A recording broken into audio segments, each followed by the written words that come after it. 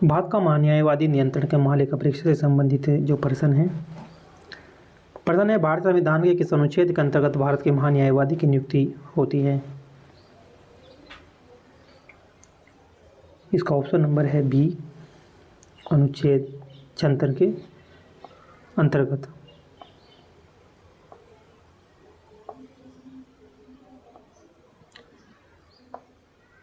भारत संविधान में निर्धारित एकमात्र पदाधिकारी जिसे संघ और प्रत्येक राज्य तथा केंद्र शासित प्रदेश की सरकार के आय एवं व्यय लेखा परीक्षण की जिम्मेदारी सौंपी गई है। ऑप्शन नंबर बी है भारत के नियंत्रक एवं महालेखा परीक्षक।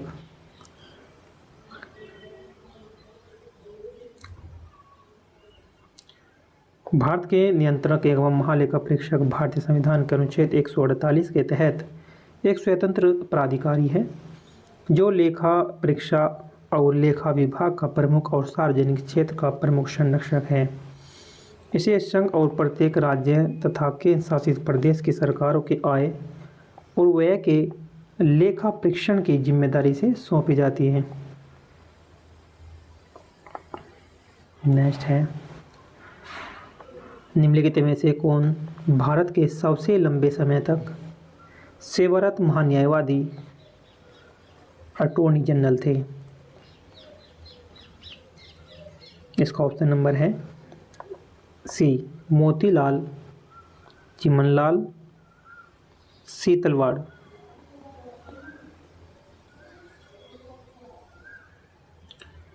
संविधान के अनुच्छेद 76 में महान्यायवादी पद पर प्रावधान है जो भारत सरकार के विधि संबंधी विषयों पर सलाह देगा तथा उच्चतम न्यायालय के भारत सरकार का प्रमुख वकील होगा। मोतीलाल चिमनलाल सीतलवाड़ एक प्रख्यात भारतीय विधिवेत्ता थे। ये एक ही नाम है, मोतीलाल चिमनलाल सीतलवाड़ एक प्रख्यात भारतीय विधिवेत्ता थे और भारत के पहले एवं सबसे लंबे समय तक सेवा देने वाले 1950 से 63 तक महान्यायवादी बने। वह भारत के विधि आयोग के 1955 से 1958 के अध्यक्ष भी रहे। निम्नलिखित में से किसके पास केंद्र व राज्य सरकार तथा केंद्र शासित प्रदेशों के वित्तीय व्यवहारों को लेखा परीक्षक आयोजित करने का एक संवैधानिक अधिकार होता है।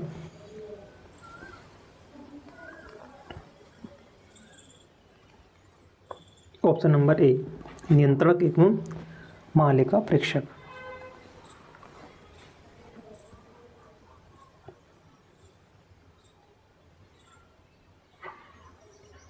नियंत्रक एवं महालेखा परीक्षक के जो पास केंद्र और राज्य सरकारों के केंद्र शासित प्रदेशों का वित्तीय व्यवहारों की लेखा परीक्षण आयोजित करने का संवैधानिक अधिकार होता है। भारतीय संविधान के अनुच्छेद 148 में नियंत्रक एवं महालेखा परीक्षक का प्रावधान किया गया है। अनुच्छेद 280 में वित्त आयोग का किया गया है। 76 में भारत के महान्यायवादी और 315 में कहा गया है संघ एवं राज्यों के लिए लोक सेवा। नेक्स्ट है, भारत का सर्वोच्च कानून अधिकारी जो होता है वो कौन होता है। भारत का जो सर्वोच्च कानूनी अधिकारी होता है वो कौन होता है, उसका नाम है भारत के अटॉर्नी जनरल। ठीक है, ठीक।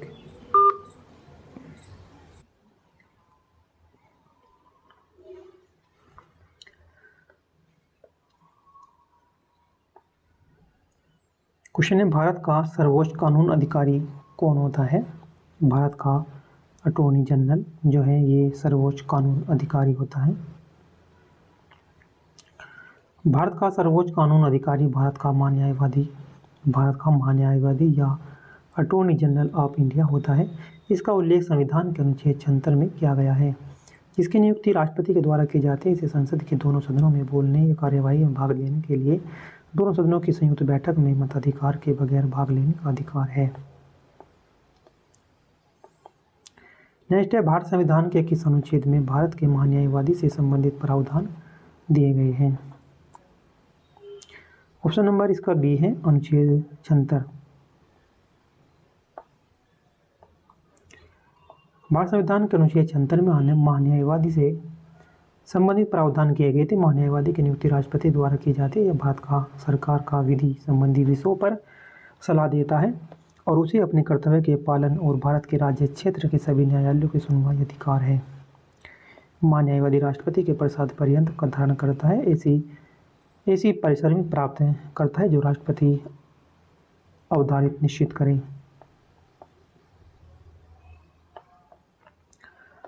भारत के 15वें महान्यायवादी के जो वेणुगोपाल को अपने कार्यकाल का पहला विस्तार इसमें से किस वर्ष मिला था? 2020 में मिला था।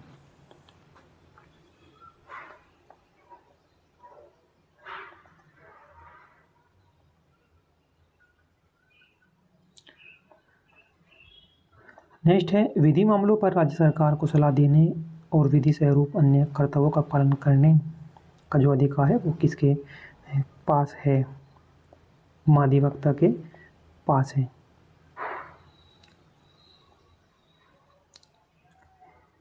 विधि मामलों पर राज्य सरकार को सलाह देने और विधि स्वरूप के अन्य कर्तव्यों का पालन करने का अधिकार महाधिवक्ता के पास होता है। भारतीय संविधान के अनुच्छेद 165 के अनुसार राज्यपाल द्वारा महाधिवक्ता की नियुक्ति की जाती है। यह राज्यपाल के प्रसाद पर्यंत पद धारण करता है।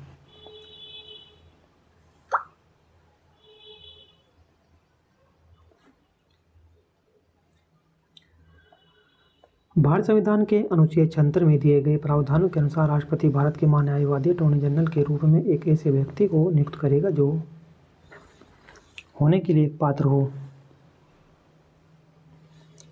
ऑप्शन नंबर बी है, जो सर्वोच्च न्यायालय के न्यायाधीश के रूप में नियुक्त होने के लिए पात्र हो। ऐसे व्यक्ति को जो है अटॉर्नी जनरल के रूप में नियुक्त करेगा। जो राष्ट्रपति है भारत का महान्यायवादी जो अटॉर्नी जनरल के रूप में ऐसे व्यक्ति को नियुक्त करता है जिसके पास ये योग्यताएं हो, यह पात्रता रखता हो, जो सर्वोच्च न्यायालय के न्यायाधीश के रूप में भी नियुक्त होने की पात्रता रखता हो। ऐसे व्यक्ति को अटॉर्नी जनरल या महान्यायवादी के रूप में नियुक्त करेंगे।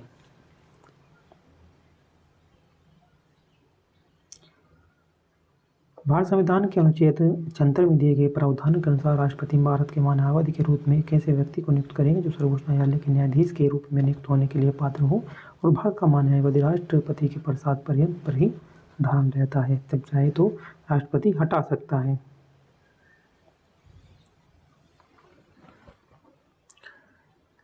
नेक्स्ट है, भारतीय संविधान के अनुच्छेद 148 के तहत स्थापित किसी संवैधानिक प्राधिकरण को केंद्र तथा प्रत्येक राज्य एवं केंद्र शासित प्रदेश की सरकारों के प्राप्तियों एवं व्यय की लेखा परीक्षा करने की जो शक्ति प्रदान की है।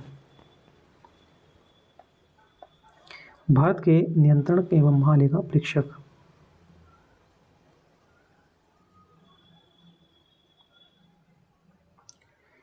इसमें से किसे भारत सरकार का पहला विधि अधिकारी माना जाता है? अटॉर्नी जनरल को माना जाता है।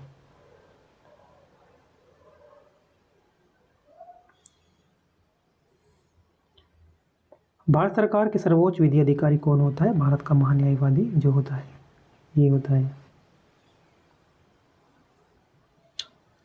भारत के अटॉर्नी जनरल या महान्यायवादी की नियुक्ति कौन करता है? भारत के जो राष्ट्रपति हैं वे करते हैं। उनके प्रसाद पर्यंत पर ही अपने पद पर बना रहता है। संघ और केंद्र सरकार के खातों के संबंध में संवैधानिक शक्तियों और कर्तव्यों का प्रयोग निम्नलिखित में से किसके द्वारा ही किया जाता है?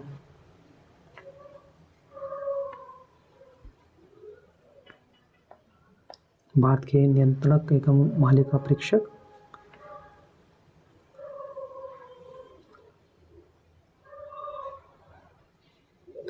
नेक्स्ट है, भारत के महान्यायवादी के संबंध में निम्नलिखित में से कौन सा कथन सत्य नहीं है? उन्हें संसद में मतदान का अधिकार होता है। तो सत्य नहीं है तो उन्हें संसद में मतदान का अधिकार नहीं होता।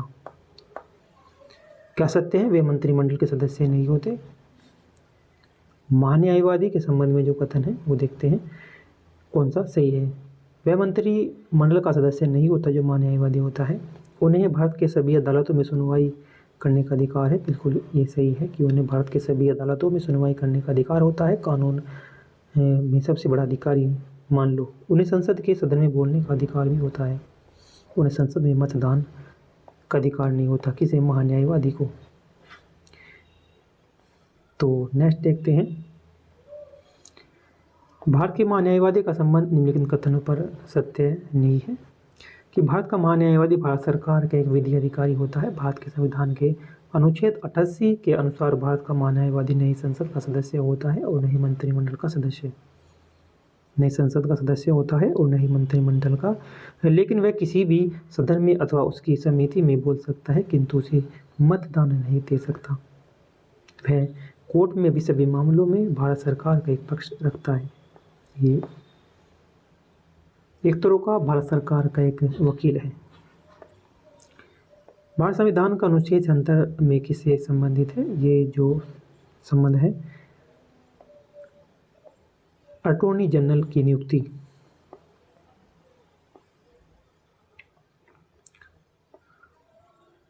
भारत संविधान में अनुच्छेद 76 अटॉर्नी जनरल की नियुक्ति से संबंधित प्रावधान है। अटॉर्नी जनरल महान्यायवादी भारत सरकार का सर्वोच्च विधि अधिकारी होता है। अनुच्छेद 76 के अनुसार अटॉर्नी जनरल की नियुक्ति राष्ट्रपति के द्वारा की जाती है। महान्यायवादी राष्ट्रपति के प्रसाद पर्यंत धारण करता है। अनुच्छेद 63 के अनुसार उपराष्ट्रपति की नियुक्ति तथा अनुच्छेद 148 के तहत नियंत्रक एवं महालेखा परीक्षक की नियुक्ति होती है। नेक्स्ट है कि भारत के महान्यायवादी एवं महालेखा परीक्षक का सामान्य कार्यकाल कितने वर्ष का होता है? ये 6 वर्ष का। भारत के नियंत्रक एवं महालेखा परीक्षक का जो कार्यकाल होता है वो 6 वर्ष का होता है।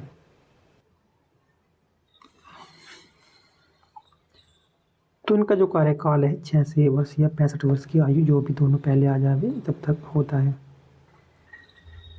नेक्स्ट है कि भारत के संविधान के अनुसार अटॉर्नी जनरल का कार्यकाल कितने वर्ष का होता है?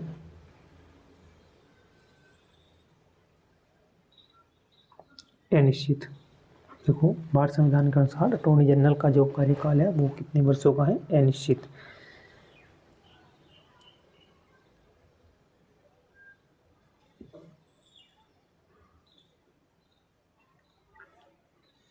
संविधान के अनुच्छेद 76 में भारत के महान्यायवादी अटॉर्नी जनरल की नियुक्ति होती है। योग्यता, पदावधि, वेतन, कार्य, अधिकारियों का उल्लेख है। अधिकारों का जो उल्लेख है, इनकी नियुक्ति मंत्रिमंडल की सलाह पर राष्ट्रपति करता है। राष्ट्रपति के प्रसाद पर्यंत पर बना रहता है तथा उनका कार्यकाल अनिश्चित होता है। जो महान्यायवादी भारत के प्रथम विधि अधिकारी होता है।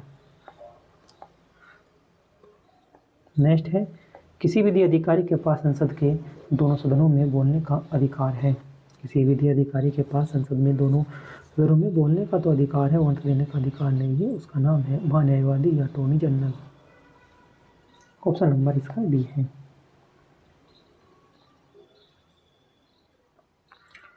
भारत के वर्तमान अटॉर्नी जनरल कौन है? के वेणुगोपाल। वर्तमान के देखते हैं अभी। अब वर्तमान में जो अटॉर्नी जनरल है उनका नाम है आर वेंकटरमन। वेंकटरमणी।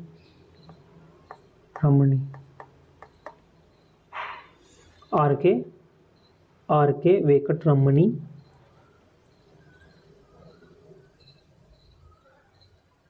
जो वर्तमान अटॉर्नी जनरल है।